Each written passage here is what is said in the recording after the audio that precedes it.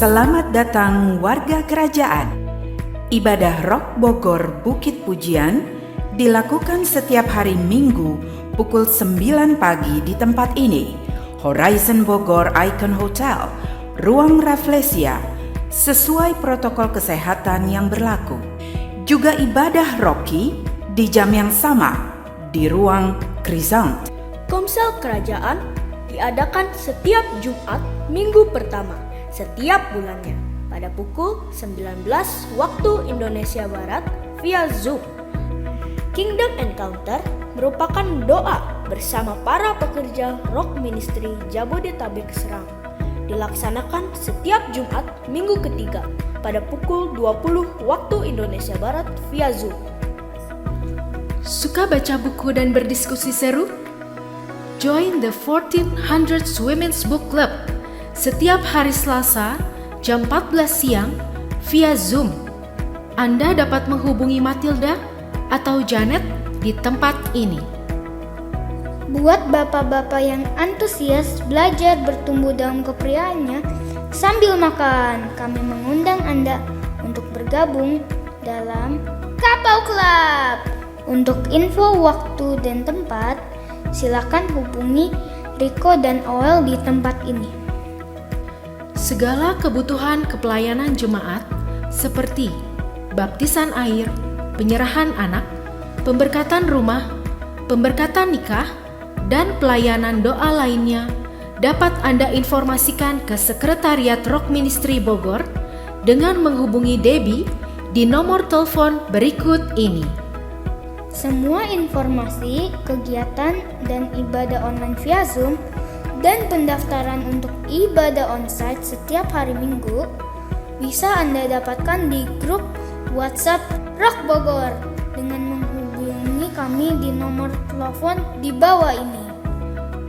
Persembahan umum dan persepuluhan dapat Anda berikan di tempat yang telah disediakan atau dapat Anda transfer ke rekening BCA atas nama Maria Pangestu. Semua persembahan tersebut dapat Anda lakukan via barcode scanning atau pelayanan banking online lainnya. Kehormatan bagi kami, Rock Bogor Bukit Pujian, menolong Anda memenuhi panggilan Tuhan untuk menjadi representative of Christ's Kingdom. Tepuk tangan buat Tuhan. Baik, silakan duduk Bapak Ibu Saudara-saudara. Saudara-saudara diberkati, amin. Terima kasih untuk pemimpin pujian dan juga tim yang sudah melayani kita hari ini secara luar biasa ya. Hari ini kita banyak menyembah Tuhan dan saudara-saudara banyak wajah-wajah yang baru saya lihat ya. Mungkin saya perlu memperkenalkan diri kembali. Ya, nama saya Togap Parlindungan Simanjuntak. Ya, saya datang tadi dengan istri, cuma istri harus mengantar anak ke Rocky ya.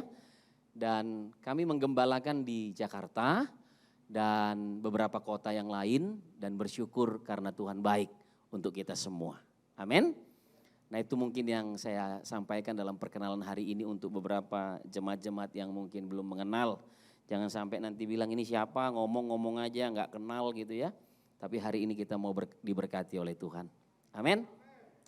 Saudara, saya akan memulai dengan sebuah kesaksian. Karena hidup kita harus penuh dengan kesaksian. Bulan Februari ini bicara tentang obedience to the King. Bulan Februari Tuhan dalam doa kita di KGC Jakarta, di gereja kita yang di Jakarta. Kita mendapatkan beberapa kota yang baru untuk kita memulai pelayanan.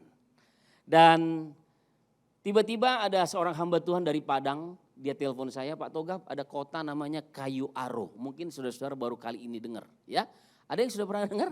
Kayu Aro di kota Kerinci, masih di provinsi Jambi. Lalu saya kontak dengan ada orang di Kayu Aro dan saya bilang gini, nanti saya dalam 2 minggu ke depan akan ke sana. Karena dikatakan di sana bahwa banyak orang-orang Kristen yang murtad, saudara-saudara. Saudara-saudara percayalah hari-hari ini banyak orang yang sedang murtad. Banyak orang yang mengalami pertobatan, tapi banyak orang juga yang murtad, saudara-saudara. Itu sebabnya kita harus kuat dalam iman kita. dan percaya kita kepada Tuhan. Amin. Ya, jadi begitu saya mendengar itu saya langsung bilang nanti 2 minggu ke depan saya akan ke sana. Dan dalam perjalanan sebelum berangkat ini kesaksiannya saudara-saudara. Saya berdoa pagi-pagi, biasa kita doa jam 5 pagi dan setelah doa pagi hari Sabtu itu ya. Sabtu karena Minggu saya harus ada di kota Jambi untuk pelayanan di gereja kita yang di Jambi. Jadi saya habis berdoa pagi, saya siap-siap, saya berkemas-kemas, barang-barang udah disiapkan. Istri dan anak saya setelah berdoa kembali tidur. Ya, kembali tidur. Lalu setelah saya selesai mandi, lagi berpakaian saudara, tiba-tiba saya lihat wajah istri dan anak saya. Gitu ya. Dan waktu saya lihat wajah mereka, betul-betul ada intimidasi yang datang. Dan intimidasi itu bilang gini, kalau kamu pergi, kamu gak akan lihat lagi nih anakmu dan istrimu. Saudara, saya gak pernah melayani seperti ini. Biasanya pergi kemana-mana, saya pergi aja, berdoa tentunya berdoa. Tapi kali ini memang ada suara yang kuat sekali di telinga saya gitu ya. Bahwa kalau kamu pergi, kamu gak ketemu lagi dengan 2 orang ini gitu. Saya gak tahu apakah saya yang harus mati atau mereka yang harus mati gitu ya. Dan dalam pergumulan itu saya sebetulnya dari kedagingan saya ini bilang bangunkan istrimu suruh berdoa sampaikan. Tapi Tuhan dengan kuat bilang gini, gak usah ngomong. Jadi peperangan terjadi saudara-saudara dalam diri saya sendiri. Antara roh, jiwa dan tubuh gitu ya. Nanti ini ada kaitannya dengan khotbah kita hari ini, dengan tema kita. Bahwa obedience to the king. Dan daging ini bilang gini, ngomong sama istrimu. Tapi roh bilang ke saya, jangan. Kamu harus percaya bahwa ini mandat Tuhan. Tuhan harus suruh kamu masuk ke kota ini di bulan ini juga. Bergumul saudara. Karena istri saya cantik gitu ya. Anak saya juga lucu-lucunya gitu ya. Hati ini sebetulnya mau ngomong, tapi Tuhan bilang gak boleh ngomong, gak boleh. Diam saudara-saudara. Dan saya belajar untuk taat. Tetapi pergumulannya dalam perjalanan ini panjang saudara-saudara. Baru mau berangkat dari rumah ke bandara, udah bergumul. Mati gak nih gitu kan ya. Tapi Tuhan bilang gini, jangan ngomong, diam aja. Ikuti aja arahanku. Sampai di bandara saya selamat, ucapan syukur gitu ya. Kadang-kadang kan kita susah mengucap syukur ya. Tapi intimidasi itu kuat. Begitu terbang waktu mau biasanya saya berdoa juga sih di pesawat kalau pergi kemana-mana. Tapi hari itu doanya kayaknya lebih kenceng gitu ya. Karena ada intimidasi ini. Tiba di Jambi mengucap syukur lagi. Wah jarang-jarang saudara-saudara. Saya ketemu ada satu oma yang dia mau makan dia berdoa. Setelah makan dia berdoa lagi. Wah itu jarang-jarang hari-hari ini orang begitu. Ya, tapi saya baru ketemu dia ada bersama-sama dengan kita 1 bulan lamanya tinggal bersama-sama dengan kita. Saya lihat dia mau keluar rumah dia berdoa, ngalang-ngalain saya gembala nih gitu ya. Saya agak malu, tapi saya juga nggak mau berubah hanya karena melihat dia. Kalaupun dia lakukan itu saya mau berubah karena memang ada di dalam saya, amin. Ya, jadi saya nggak mau juga jadi munafik gitu ya. Saya agak kadang-kadang, ayo oma siap-siap. Dia begitu udah kita mau kunci pintu dia duduk lagi berdoa lagi. Aduh ini oma bikin lama aja gitu ya. Gitu kan kadang-kadang ya. Tapi saya nggak mau berubah hanya karena lihat orang terus saya mau jadi munafik ikut-ikutan, nggak mau saudara-saudara. Jadi begitu saya tiba di Jambi bergumul, bersyukur lagi sama Tuhan. Setelah bersyukur sama Tuhan di Jambi, melayani di Jambi, tiba hari Seninnya harus berangkat ke Kayu Aro, kota yang dimana kita harus masuk tadi yang Tuhan suruh. Saudara-saudara gini, waktu saya mau berangkat, saya telepon seorang hamba Tuhan juga yang selama ini bersama-sama dengan saya di perintisan-perintisan di kota Jambi gitu ya. Dan waktu kita mulai ketemu dengan dia, bergumul lagi. Karena di mobil kami harus dalam perjalanan 11 jam kurang lebih. Waktu itu mau diputuskan mau hari apa kita berangkat, mau Senin pagi atau apa. Tiba-tiba kita putuskan Minggu malam jam 11 malam, kurang lebih jam 12 kita berangkat ke kota ini supaya besok kita kejar ke sana, kita pelayanan ketemu orang-orang, malamnya kita harus kembali lagi. Jadi pergumulannya panjang. Jadi begitu berangkat saya nyetir berapa jam, 6 jam kurang lebih ya. Perjalanannya kecil menuju ke gunung ya jalan kiri kanan jurang sana sini. Pergumulannya gini, enggak ketemu suami istri dan anak saya lagi gitu kan. Tapi saya nggak ngomong sama satu orang pun. Bahkan sama rekan saya yang ikut dengan saya ada 2 orang. Saya nggak bicara. Cuma saya bergumul Tuhan. Saya percaya ini kehendak Tuhan. Tapi kalaupun saya harus mati dalam perjalanan ini. Saya percaya istri anak saya dijaga oleh Tuhan. Ya. Lalu sampai di Kayu Aro saya bersyukur lagi. Oh Tuhan ternyata iblis ini cuma nakut-nakutin gitu ya. udah mulai lebih percaya diri gitu ya. Tapi ketaatan memang harus tetap diuji gitu saudara. Lalu kami melayani di sana hanya beberapa jam di kota itu. Tiba di kota itu. Saudara gini ya, dari itu banyak kota yang kita lalui. Sampai menuju akhirnya ada kota di Danau Kerinci, naik sedikit lagi ada Sungai Penuh namanya. Dari Sungai Penuh ini naik lagi sekitar 1,5 jam sampai ke kota yang kita akan memulai pelayanan. Nah begitu saya masuk ke kota ini saudara, dia begitu ada bukit terakhir, begitu turun begini, nanjak turun, itu kotanya kelihatan saudara. Di situ Tuhan bilang sama saya gini, kalau kamu gak pergi, kamu itu bukan orang yang taat. Dan saya lihat memang kota itu, saya percaya Tuhan mau berikan kota itu untuk kita dimenangkan. Luar biasa sekali saudara. Begitu kami melayani orang-orang di sana, orang-orang sana bilang gini, Pak mau gak Bapak melayani kami? Banyak gereja gak mau Pak layani kami di sini. Kami ini udah banyak yang jadi orang muslim Pak, kami murtad. Kenapa? Banyak hal yang mereka ceritakan saudara-saudara. Tapi saya bersyukur gini, ketaatan itu selalu membuahkan hasil. Amin. Kembali ke Jambi. Pergumulan lagi karena perjalanannya 11 jam lagi dalam perjalanan. Ya capek, melelahkan secara tubuh. Perjalanan lagi nyetir sendiri saudara-saudara. Lalu perjalanannya malam lagi. Ya dari malam ke malam. Dan tiba lagi di kota Jambi. Saya bersyukur lagi kepada Tuhan sampai kembali ke Jakarta. Bulan kemarin, setelah bulan Februari, April, saudara-saudara, saya masuk lagi ke kota ini. Dan saya cerita sama istri saya, kenapa abang gak cerita, kenapa gak ngomong katanya. Kadang-kadang ada hal-hal yang Tuhan bicara sama kita ini sebagai suami. Tuhan bilang gak boleh sampaikan dulu ya, kita harus lebih taat kepada Tuhan daripada takut kepada istri, saudara-saudara. Ya, ini agak tendangan agak sedikit kencang gitu ya. Jadi setelah saya cerita dia bilang gini, ternyata saudara-saudara istri saya juga mengalami pergumulan. Waktu saya pergi dia katanya terbangun berkali-kali dan berdoa untuk saya. Dan saya percaya Tuhan itu luar biasa. Bulan April kemarin saya masuk lagi ke kota ini saudara. Hebatnya Tuhan. Setelah masuk ke kota Kayu Aro, kami ketemu dengan orang lagi di Sungai Penuh. Dan mereka bilang, layani Pak kami di sini. Kota ini ada sekitar 330.000 jiwa. Gereja hanya 8. Coba bayangkan saudara. Satu gereja kurang lebih hanya 100 orang. 800 orang yang dilayani. 330.000 jiwa. Kalau kita ambil paling minim aja, itu kan daerah Sumatera, banyak orang Batak, banyak kekristenan masih tinggi. 10% aja, berarti kurang lebih ada berapa orang Kristen?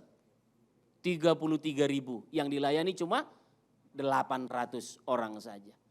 Dan kami ketemu dengan seorang pengacara di sana, Pak buka gereja Pak di sini. Layani kami di sini. Setelah itu kami masuk lagi ke satu kota, namanya Muara Bungo. Di Muara Bungo juga sama saudara-saudara. Yang saya mau sampaikan buat saudara-saudara gini, kalau saya sebagai orang percaya nih, orang percaya dari tadi kita ngomong kita percaya gitu ya.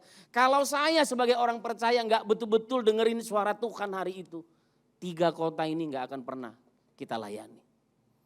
Kalau saya lebih menonjolkan keinginan saya begitu sampai di Kayu Aro saya juga bilang sama orang sana, ngapain saya kesini kalau bukan Tuhan yang suruh? Ngapain? Ya, kita punya pelayanan di Jakarta udah, ini artinya kita udah punya pelayanan di mana-mana. Untuk apa saudara-saudara? Tetapi saya melihat ketaatan kita orang percaya sangat-sangat diuji hari-hari ini. Ketaatan kita juga membuktikan bahwa kita ini orang percaya atau bukan. Ya, sebab banyak orang dengan bibirnya, dengan mulutnya berkata dia percaya.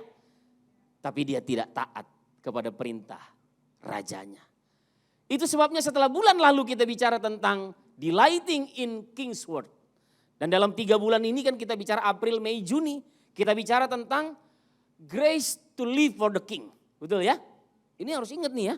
Grace to live for the King. Bulan kemarin kita bicara delighting in King's Word. Bagaimana kepuasan tertinggi dari orang percaya adalah firman Allah. Bukan harta, bukan kekayaan, bukan pencapaian-pencapaian. Tetapi firman Allah adalah menjadi kesukaan yang tertinggi dalam hidup kita. Dan setelah kita diisi dengan kesukaan-kesukaan daripada firman Allah. Bulan ini kita belajar untuk mempraktekkan obedience. Bagaimana kita menjadi orang yang taat terhadap firman yang kita sudah dengarkan. Terhadap firman yang sudah diajarkan kepada kita. Amin saudara.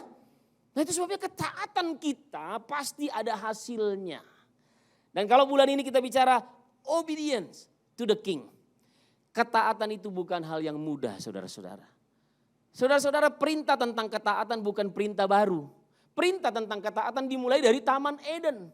Dalam Kejadian pasal 2 ayat yang ke-16. Tentang buah pohon pengetahuan yang di tengah-tengah taman, jangan kau makan buahnya. Dan manusia jatuh ke dalam dosa, membuktikan manusia tidak taat. Amin saudara. Dan akibat ketidaktaatan, maka laki-laki harus berpeluh untuk mencari nafkah. Maka wanita-wanita harus mengalami kesakitan waktu mengandung, waktu melahirkan anak yang dikandungnya. Dan hidup ini menjadi sulit dan susah. Karena apa? Ketidaktaatan. Amin. Jadi berita ini bukan berita baru saudara-saudara. Hanya saja saya melihat pemberontakan terjadi di mana-mana. Baik di dalam gereja maupun di luar gereja. Itu sebabnya dalam 2 Korintus pasal yang keempat. Boleh tampilkan slide saya. Wajah saya nggak usah ditampil-tampilin lagi ya, slide saya aja ya. 2 Korintus pasal yang keempat ayat 1 sampai 2. Udah dikirim ya? Oke ya. Dikatakan oleh firman Tuhan. Oleh kemurahan Allah kami telah menerima pelayanan ini. Karena itu kami tidak tawar hati. Tetapi kami menolak segala perbuatan tersembunyi yang memalukan. Kami tidak berlaku licik dan tidak memalsukan firman Allah. Sebaliknya kami menyatakan kebenaran dan dengan demikian kami menyerahkan diri kami untuk dipertimbangkan oleh semua orang. Dengar saudara-saudara, ayat ini bilang gini, oleh kemurahan Allah kami telah menerima pelayanan ini. Saudara-saudara, bukti ketaatan kita salah satunya adalah kita melayani Tuhan. Itu sebabnya jemaat-jemaat di tempat ini jangan satu pun yang bisa bilang gini, cuma para pendeta dan para pelayan yang melayani. Semua kita harus mengambil bagian dalam pelayanan. Sebab bukti ketaatan kita ditunjukkan dari melayani. Dan Rasul Paulus dia menceritakan hal ini kepada jemaat di Korintus oleh kemurahan Tuhan. Ada lagu yang bilang gini, oleh karena kemurahan Tuhan ku ada sampai hari ini. Amin saudara. Nggak ada yang perlu kita sombongkan saudara. Nggak ada. Nggak ada satupun yang perlu kita bisa bangga-banggakan. Semuanya hanya karena kemurahan Tuhan. Nggak ada satupun mungkin orang yang mungkin lebih senior, lebih dewasa, mungkin lebih tua di tempat ini berkata, saya sudah melewati semua itu. Nggak ada saudara. Semua kita hidup hari ini karena kemurahan Tuhan. Dan Paulus berpesan, oleh karena kemurahan Tuhan kami telah menerima pelayanan ini. Jadi kalau kita pun menerima ataupun bisa melayani hari ini, semua karena kemurahan. Amin. Dan saudara-saudara, orang yang taat nanti kita akan lihat di ayat yang bagian akhir dari ayat 2 ya. Dikatakan gini, karena itu kami tidak tawar hati. Saya mendapati gini saudara, orang yang mengerti bahwa pelayanannya datangnya dari Tuhan karena kemurahan Tuhan, nggak akan pernah tawar hati. Tapi berapa banyak orang yang memberontak karena nggak menyadari itu dari Tuhan. Orang kalau betul-betul menyadari itu datangnya dari Tuhan. Pelayanan ini bilang gini, Tuhan gak akan pernah melukai kita. Tuhan gak akan pernah mengecewakan kita. Amin. Dan gak akan pernah tawar hati. Tapi saudara-saudara kita lihat berapa banyak orang yang tawar hati di masa-masa ini. Berapa banyak bahkan orang-orang di sekeliling kita yang mundur dari pelayanan. Kemudian dikatakan, karena itu kami tidak tawar hati, tetapi kami menolak segala perbuatan tersembunyi yang memalukan. Wah, apa aja itu saudara? Dikatakan, kami tidak berlaku licik. Saudara, orang licik gak mungkin orang yang taat. Ya, kami gak berlaku licik. Kemudian dia bilang lagi, dan tidak memalsukan firman Allah. Delighting in King's word.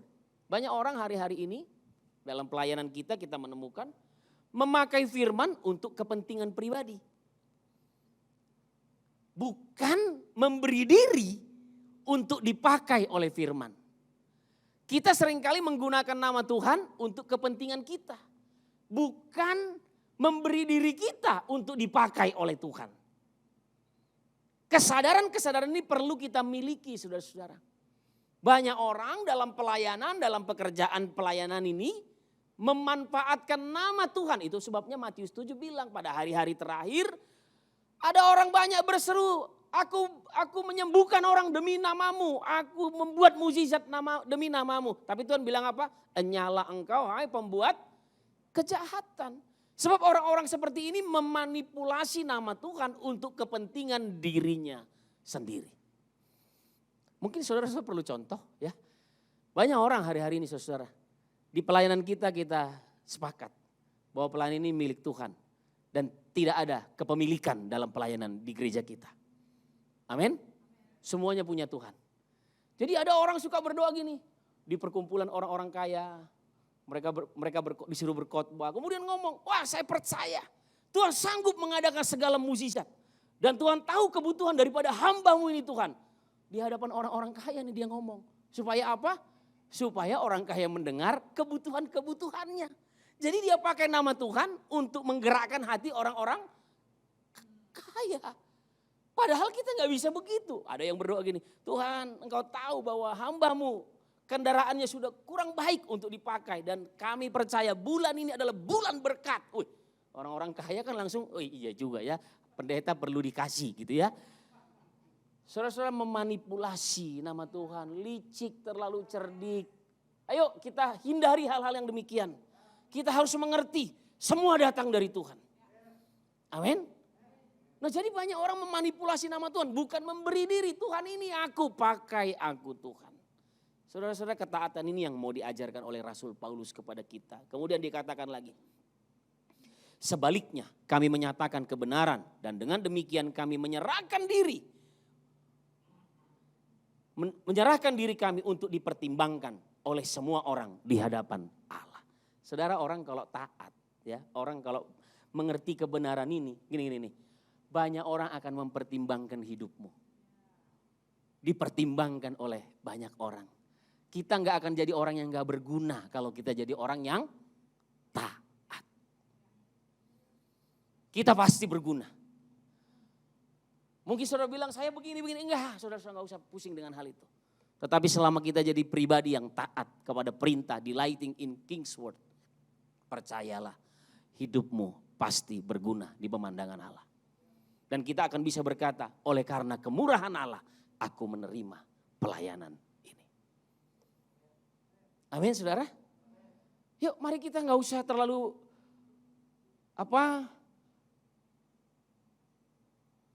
memikirkan keinginan-keinginan kita. Kita boleh punya visi, tapi mari visi kita selaraskan dengan keinginan Tuhan. Nah, berhubungan dengan ketaatan saudara-saudara.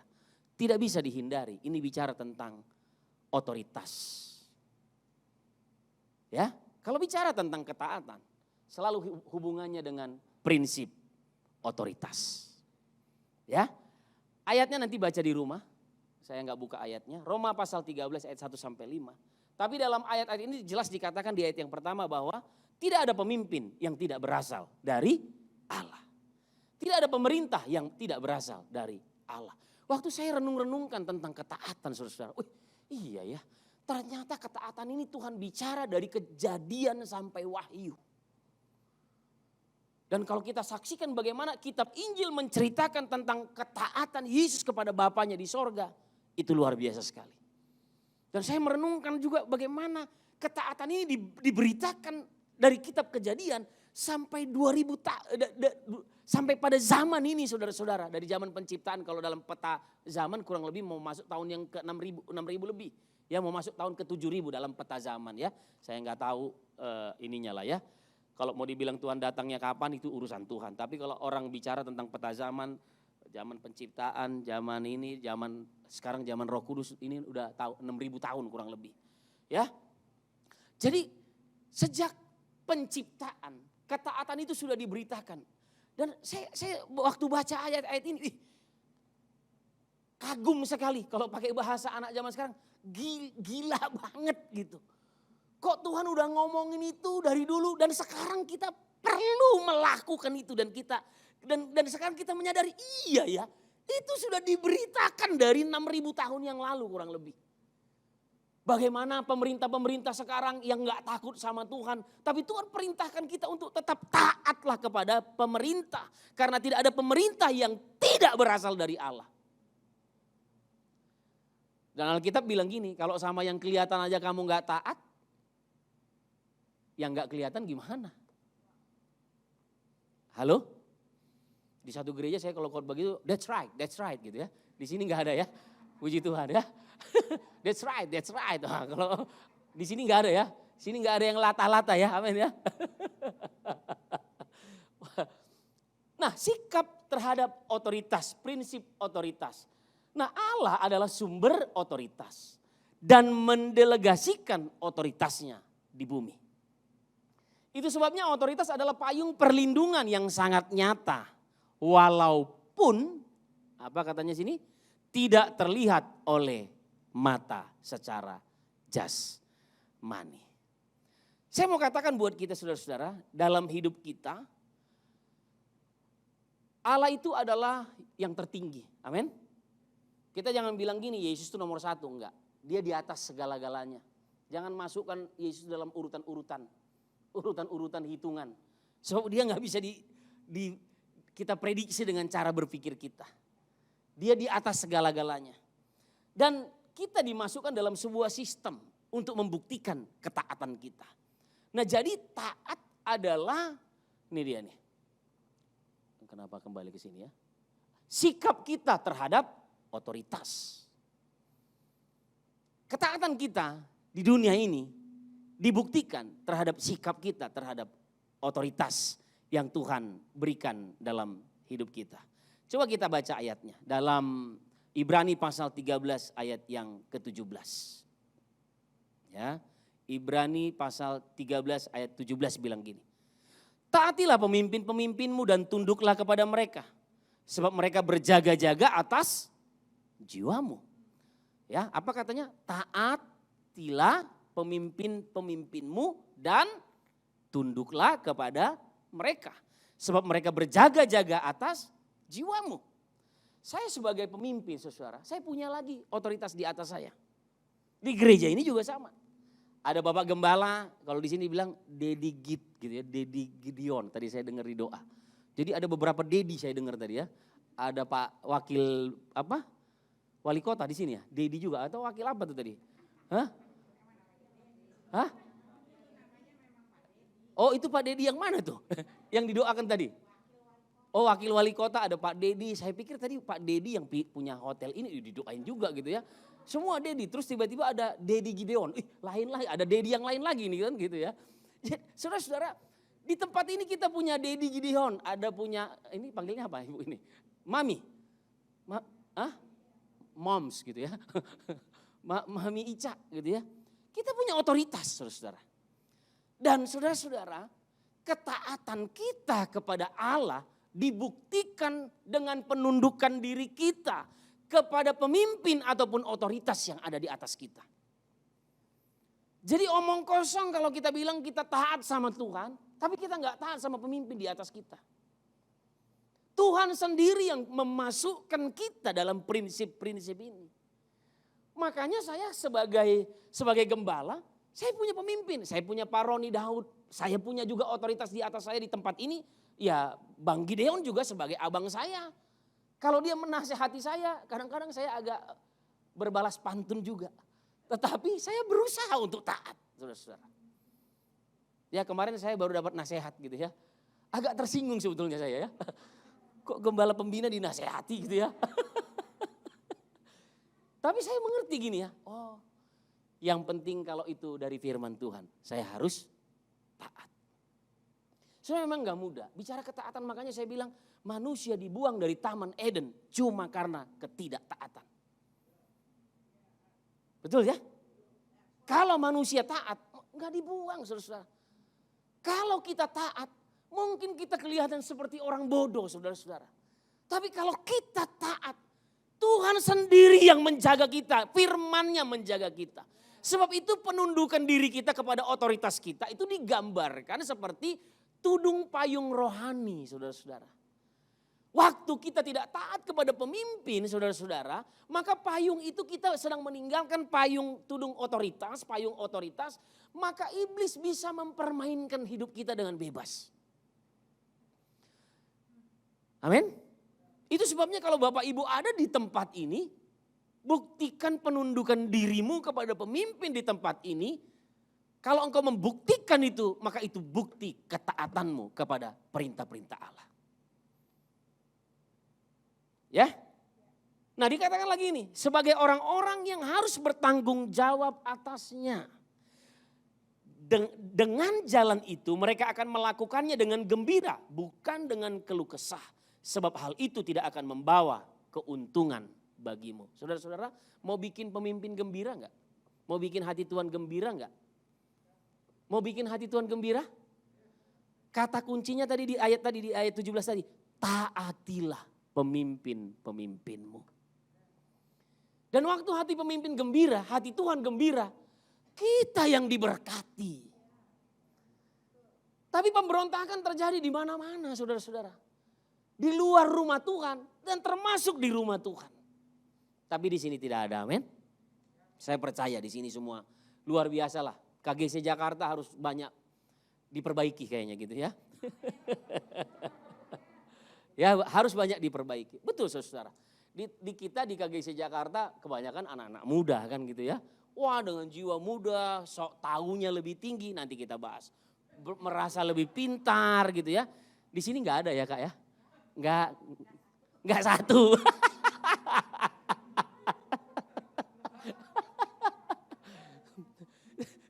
Saya lanjut ya.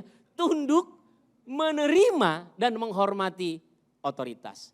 Hari-hari ini kita kedatangan banyak orang-orang tua, generasi senior di kita di KGC Jakarta.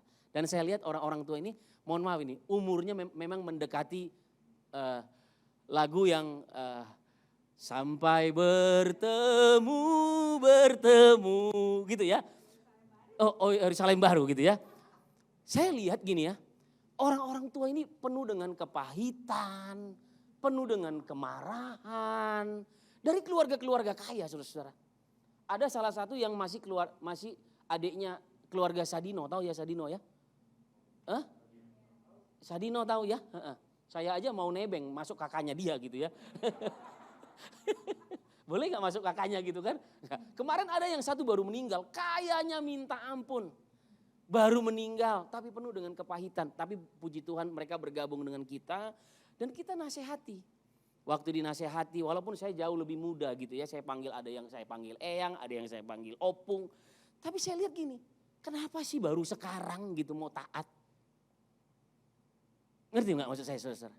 Kenapa sih udah mau mati baru mau taat? Oh Tuhan Yesus gitu ya. Kenapa sih Tuhan? Saya datang ke rumah seorang yang baru meninggal 1 bulan lalu. Kalau kami datang dengan istri dia bilang ini, bawa aja, bawa itu keyboard, bawa ada mobil, pakai semua. Semua pakai aja. Semua, haleluya. Itu pencobaan buat saya Bu. Haleluya. Itu Opung dia bilang, kau mau apa? Kau mau ambil aja, ambil. Itu ada mesin cuci masih baru, ambil. Kamu datang ke tempat Opung, ada Opung punya barber punya ini, ambil aja yang mau. Pencobaan buat saya. Saya bilang sama istri, jangan, gak boleh. Gak boleh kita ambil apa-apa dari sini. Dia meninggal. Dalam hati saya nyesel juga saya gitu ya. Kemarin ceritanya gini, di rumah mesin cuci rusak. Istri saya bilang, itulah abang, udah dikasih mesin cuci baru. Enggak diambil. Ini nih, saya bingung juga gitu ya. Apakah saya enggak peka dengan suara Roh Kudus gitu kan ya jadinya kan. Bisa jadi gitu ya. Tapi saya karena istri saya udah bilang itu kemarin udah disuruh bawa mesin cuci masih baru lagi, bagus lagi, mereknya bagus, mahal lagi. Ini kan udah harusnya diganti memang. Aduh Tuhan Yesus, saya cuma diam aja tutup mulut, beli yang rusak saya ganti sendiri deh daripada ribut kan gitu kan ya. Tapi saudara-saudara, yang saya mau gini nih, kenapa sih baru sekarang gitu?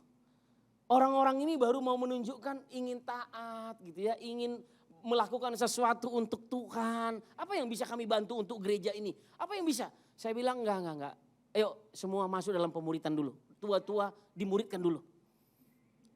Di sini enggak ada yang tua-tua ya, amin ya. Di sini ada yang di atas, yang baru meninggal kemarin 74 gitu ya. Ya, bayangkan datang ke gereja aja pakai baju terbalik-terbalik. Tapi bajunya mereknya mahal saudara-saudara.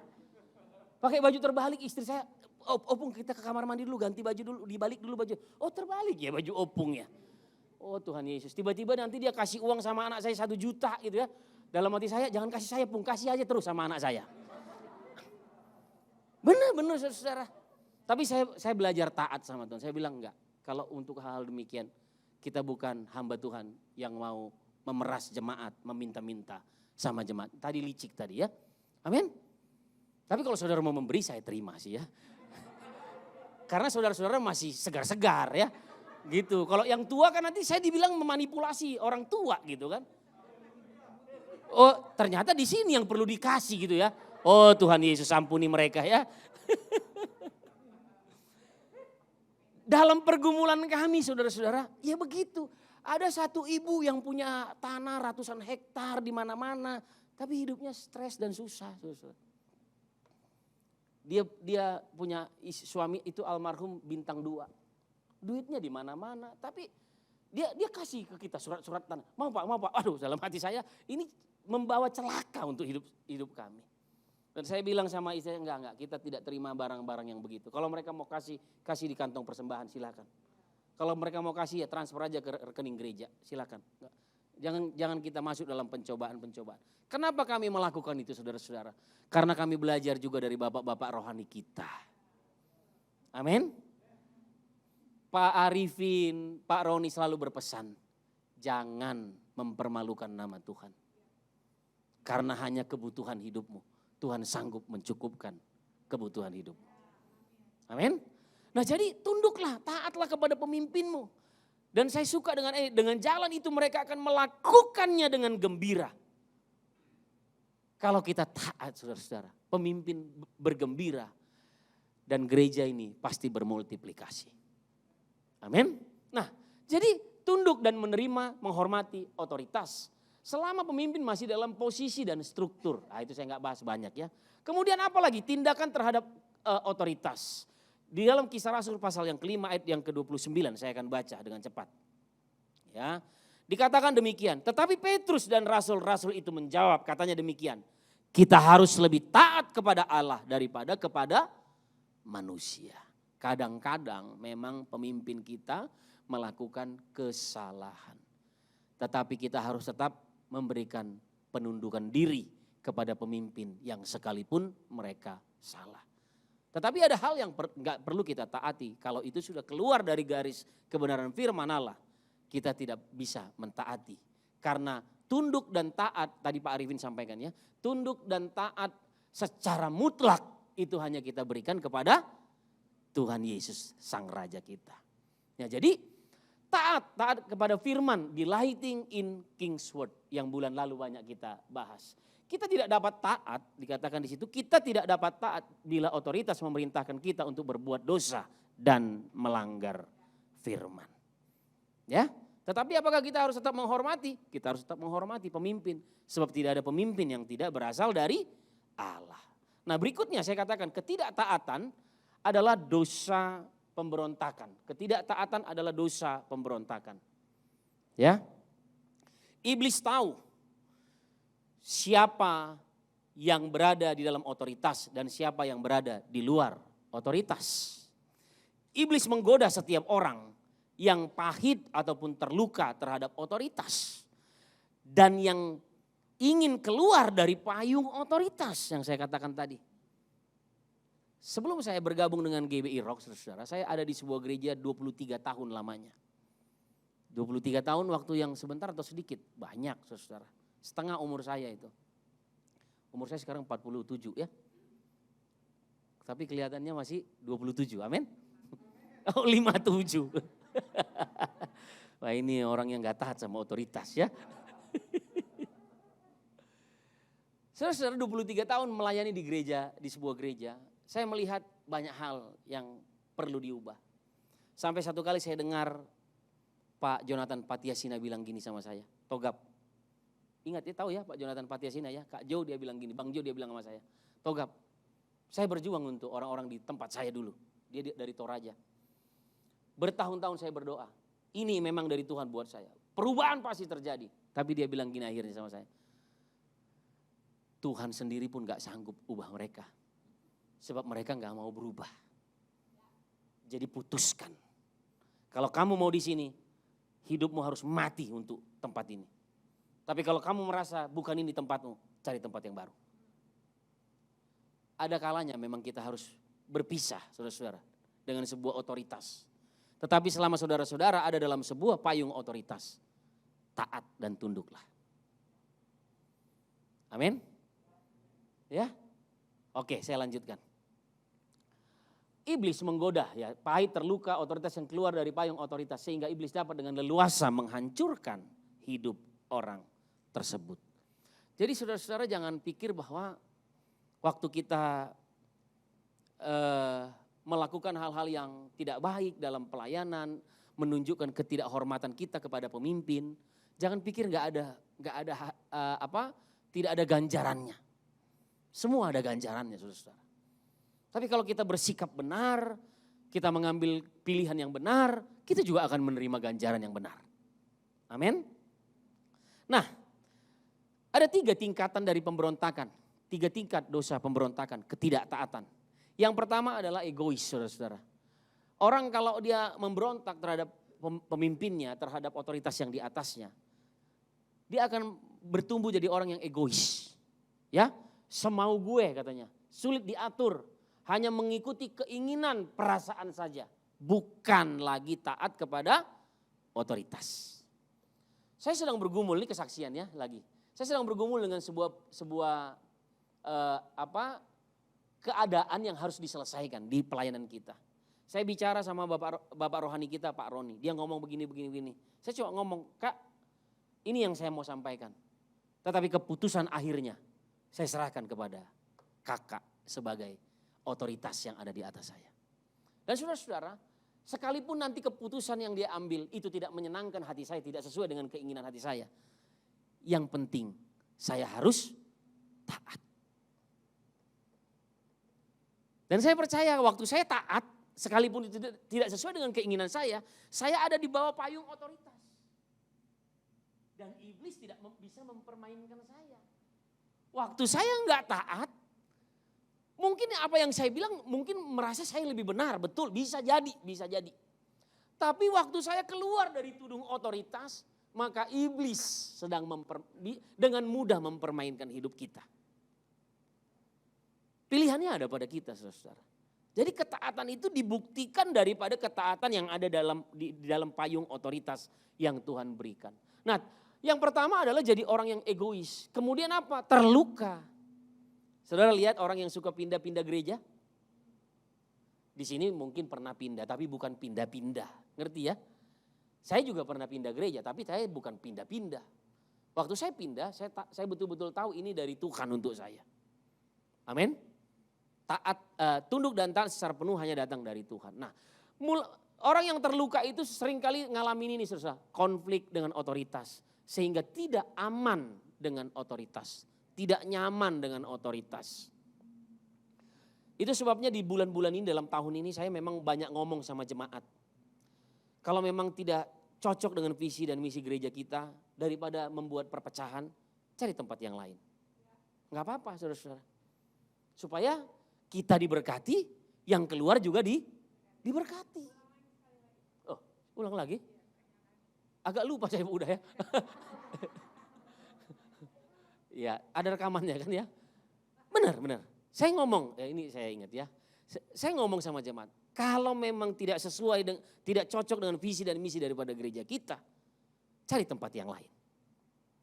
Supaya kita yang ditinggal juga diberkati, yang pergi juga diberkati. Serius saudara-saudara. Semua gereja ini miliknya Tuhan kok gitu ya.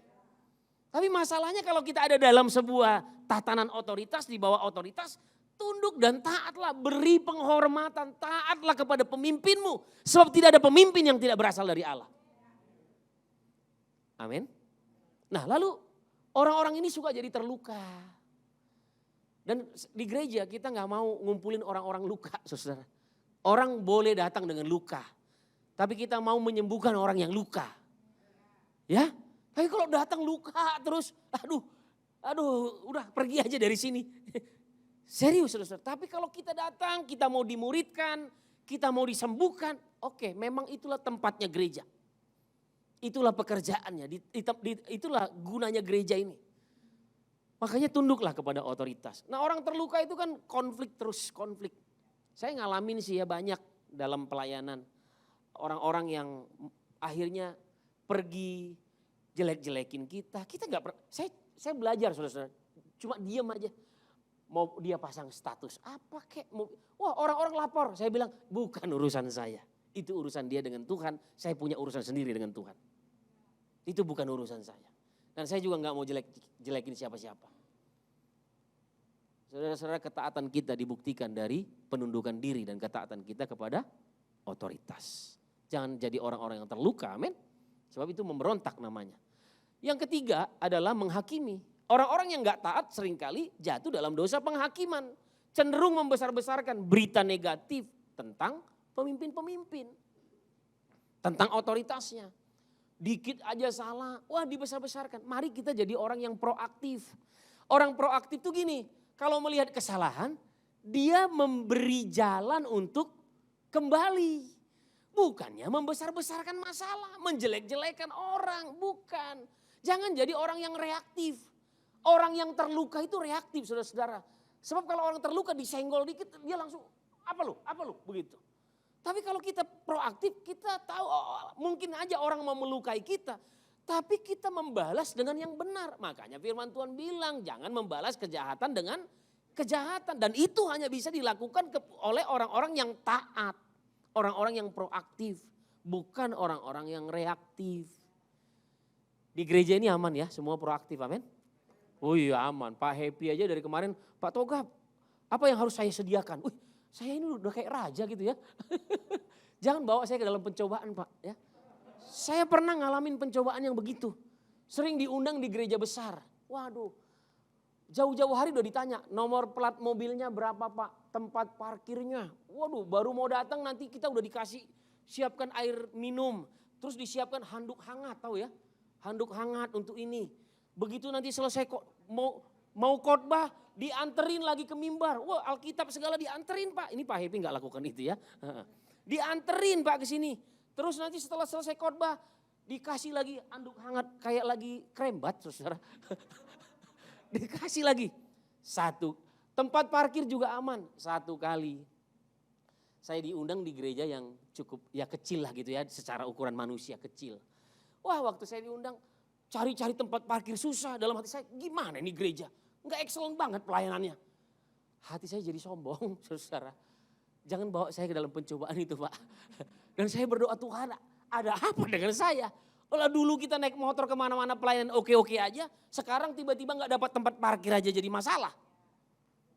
Saudara-saudara kita harus belajar. Balik lagi saya belajarin dari siapa? Dari otoritas-otoritas di atas kita. Nah jadi orang seringkali menghakimi saudara. Mari belajar tutup mulut ini untuk penghakiman. Jangan saudara. Karena ketaatan kita dibuktikan dari ketaatan kita juga kepada otoritas yang di atas kita. Nah otoritas yang sehat dalam gereja. Ini saya nyambung sedikit ya. Dalam gereja. Pekerja sehati mendukung, membackup pemimpin. Sekalipun pemimpin mempunyai kekurangan.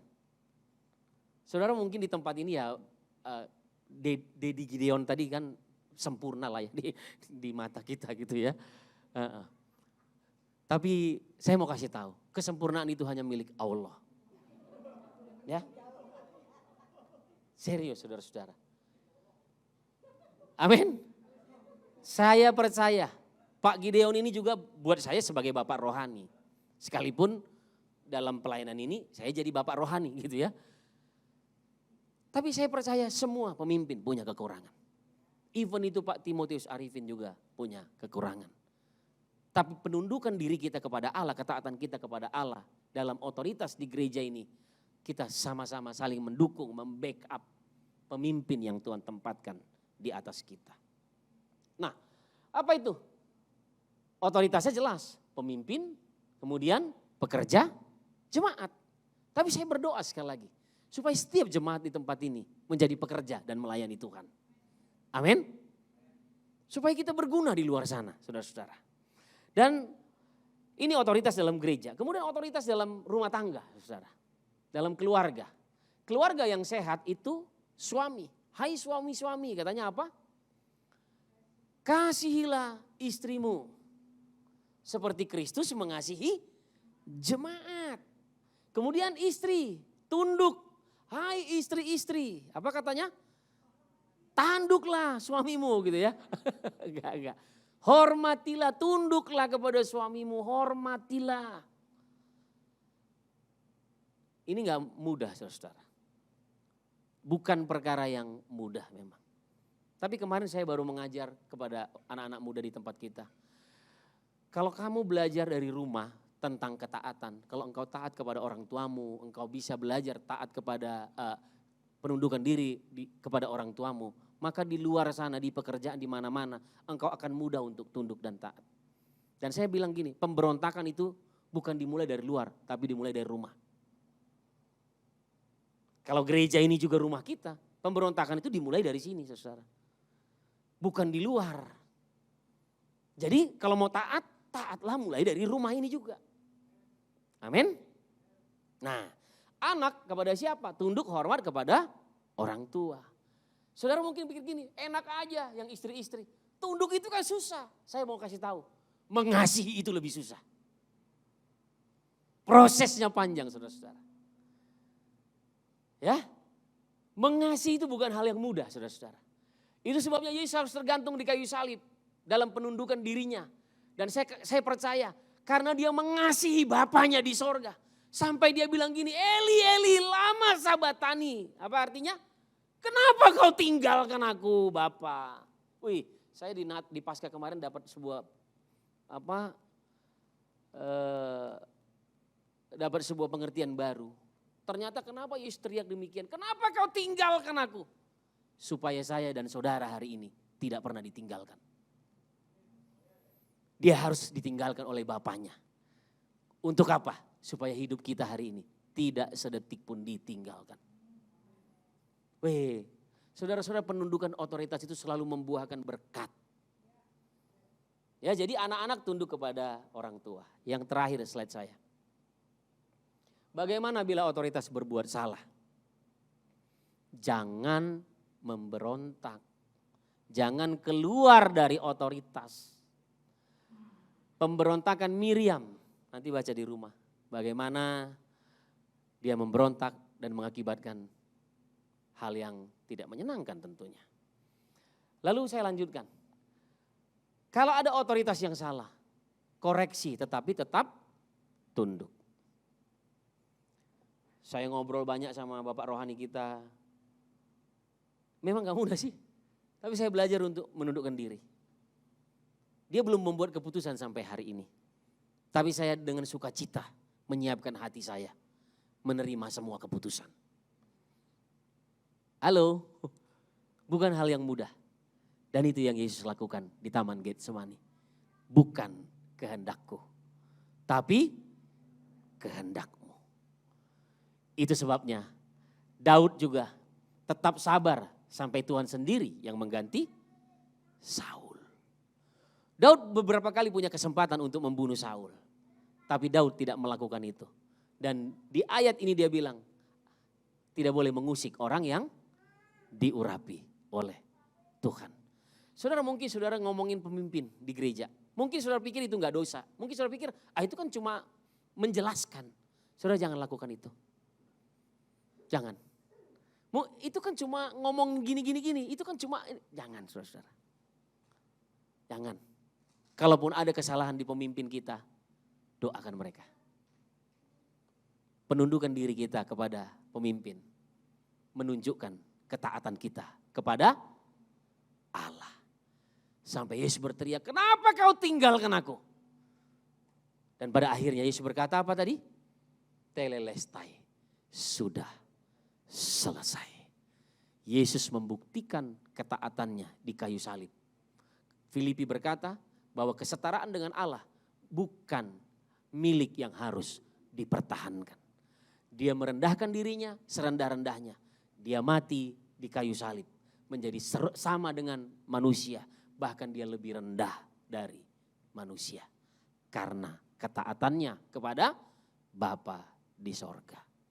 Hari ini saya percaya kita akan mengalami berkat. Tapi kita harus taat kepada Allah. Dan mari kita buktikan dengan apa? Tunduk kepada otoritas.